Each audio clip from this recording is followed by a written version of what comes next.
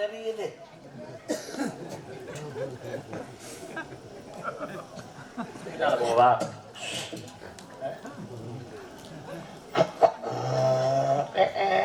வண்டி பிரம்மனுக்கு அண்ணன் வாங்கின வண்டி, மகாவிஷ்ணு கண்ண வாங்கின வண்டி, சிவனுக்கு வந்து காலை வாங்கின வண்டி, முருகப்பெருமானுக்கு மயில் வாங்கின வண்டி, விநாயகருக்கு மூசி வாங்கின வண்டி. மயில் வண்டி, ரயில் வண்டி, எந்த வண்டி இருந்தாலும் உட்கார்ந்து ஓட்ட குண்டி வேணுமையா?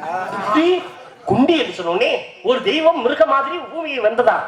அந்த மிருகத்தை நோக்கி பயணிக்கிறான். மிருகம் பூமியை தெளித்துக் கொண்டு போனது. தலை உள்ள பக்கம் போயிடுச்சு.